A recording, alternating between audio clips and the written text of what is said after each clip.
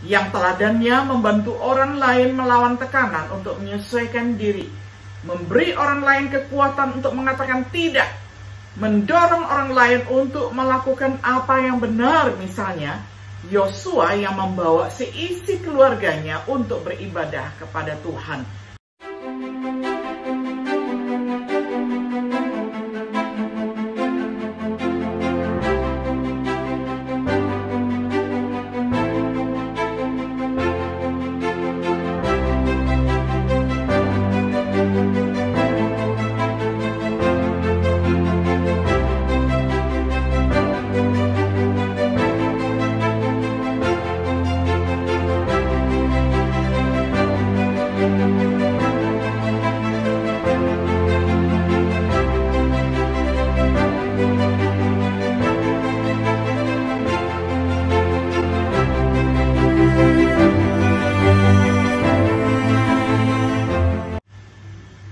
Shalom sahabat Biblika yang dikasih oleh Tuhan.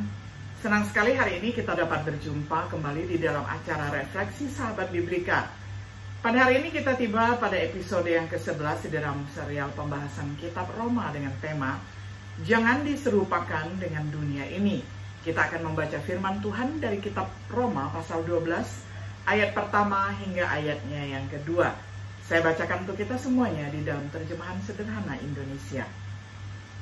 Berdasarkan semua yang sudah saya jelaskan sebelumnya tentang berbagai cara Allah berbaik hati kepada kita, maka sudah sepantasnya kita membalas kebaikan hatinya itu. Janganlah lagi kamu mengikuti cara hidup berdosa yang sudah menjadi kebiasaan orang-orang duniawi. Tetapi hendaklah kamu mengambil keputusan seperti ini. Ya Tuhan, aku mempersembahkan tubuhku sebagai kurban bagimu, walaupun sebenarnya kamu masih hidup. Keputusan seperti itu merupakan persembahan yang suci dan menyenangkan hati Tuhan. Lalu Dia akan memperbarui pikiranmu masing-masing, sehingga kamu bisa mengetahui apa kehendaknya bagimu dan apa yang terbaik dalam setiap keadaan. Maksud saya, kamu semua dimampukan supaya bisa mengerti dan memilih apa yang baik, yang paling tepat, dan yang menyenangkan hati Tuhan.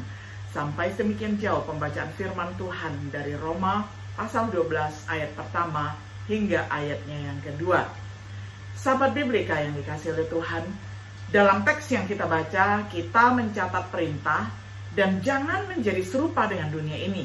Apa arti kata yang serupa bagi saudara? Apakah hanya sebuah kata yang kita lihat sekilas? Bagaimana hubungannya dengan kehidupan kita sehari-hari? Kita harus sangat akrab dengan konsep keserupaan atau kesamaan. Bukan hanya untuk memahami apa yang Paulus katakan, tapi karena kata ini memegang peranan yang sangat penting dalam kehidupan kita, baik tua maupun muda, agar kita dapat menerapkan nasihat Rasul Paulus dengan benar. Mari kita periksa konsep keserupaan. Yang pertama, memahami keserupaan. Dari definisi, untuk menyesuaikan diri dengan pola orang lain, misalnya keinginan untuk menjadi seperti orang lain, melakukan apa yang mereka lakukan, mengatakan apa yang mereka katakan, memakai apa yang mereka kenakan, untuk menerima ide, mode, cara berpakaian dan berbicara, dan lain sebagainya yang lagi populer atau sedang tren. Sikap konformis. Oleh karena itu adalah seseorang yang takut tampil beda. Mereka perlu menjadi seperti orang lain. Keserupaan dalam masyarakat kita. Ada tekanan luar biasa untuk menyesuaikan diri dengan standar kelompok. Bahkan orang dewasa pun merasa perlu untuk menyesuaikan diri. Juga banyak anak muda dalam hal pakaian, mobil, dan lain sebagainya. Tekanan untuk menyesuaikan diri seringkali paling kuat selama masa remaja. Kaum muda sering memiliki harga diri yang rendah. Mereka sangat ingin diterima dan dihargai oleh orang lain. Pengiklan sering memperumit masalah dengan mencoba memasarkan dan menjual produknya. Mencoba membuat orang menyesuaikan diri untuk menggunakan produk mereka. Bahaya keserupaan. Hal itu dapat dengan mudah mengarahkan kita untuk melakukan hal-hal yang kita tahu salah. Misalnya, anak laki-laki di dalam mobil untuk bersenang-senang dan seseorang mulai meminum pil narkoba. Misalnya, pria di jamuan makan siang bisnis di mana minuman disajikan. Ketika orang lain mengikutinya, tekanan untuk menyesuaikan diri sangat besar. Konyol untuk menyesuaikan diri sering diterapkan. Setelah kita menyerah, penyesuaian waktu berikutnya lebih mudah. Keserupaan dengan hal-hal dunia ini dapat memisahkan kita dari Tuhan. Dengan menyerah kepada nafsu kedagingan, perbuatan maksiat, dengan mengalah pada nafsu mata, yakni materialisme, dengan menyerah pada keangkuhan hidup, yakni kesombongan. Kita sekarang mengerti mengapa Paulus memerintahkan kita jangan menjadi serupa dengan dunia ini. Ada bahaya serius dalam menyesuaikan diri dengan pola orang lain. Bagaimana kita menghadapi tekanan konformitas? Yang kedua, menghadapi tekanan untuk serupa dengan dunia. Jadilah transformis, bukan konformis. Seorang konformis seperti kata yang digunakan di sini adalah orang yang mengalami perubahan yang dangkal, menjadi tiruan yang murah, membiarkan orang lain berpikir untuk mereka. Transformis adalah orang yang mengalami perubahan yang nyata, seperti seekor ulat menjadi seekor kupu-kupu yang cantik. Ulat mengalami pembaruan sejati yang dimulai dengan pertobatan. Jadi pertobatan ini melibatkan pembaruan pikiran, pembaruan akal budi. Hal itu terus berlanjut saat kita menjalani hidup baru, sebagaimana yang tertulis di dalam 2 Korintus 4 ayat 16. Menjadi seorang transformis mengatasi alasan mengapa banyak orang yang menyesuaikan diri. Perasaan tidak aman, namun kita belajar bahwa Tuhan mengasihi kita. Kita ini adalah orang yang spesial ataupun istimewa di mata Tuhan.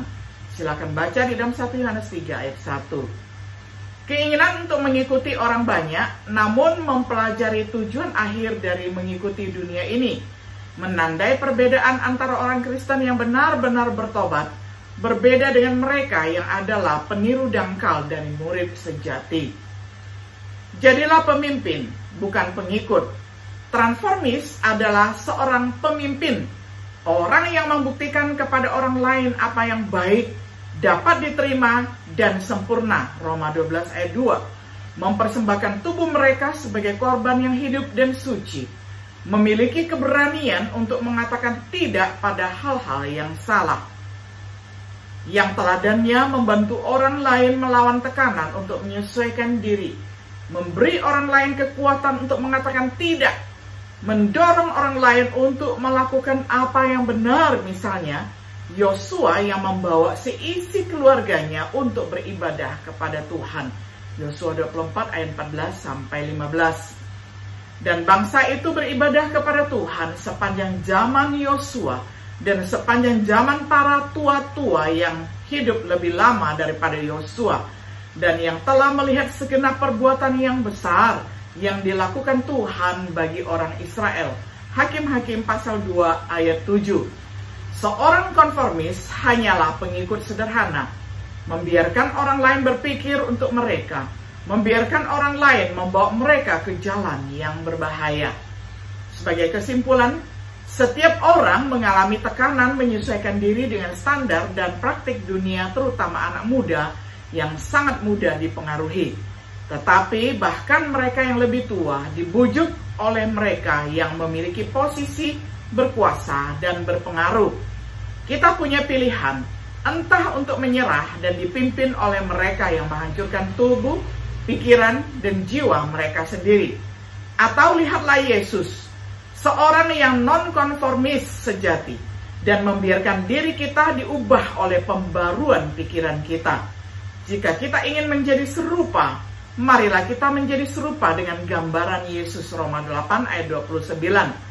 Untuk itu diperlukan transformasi sejati dari batin manusia. dan kita dapat mendemonstrasikan apa yang merupakan kehendak Allah yang baik, dapat diterima dan sempurna.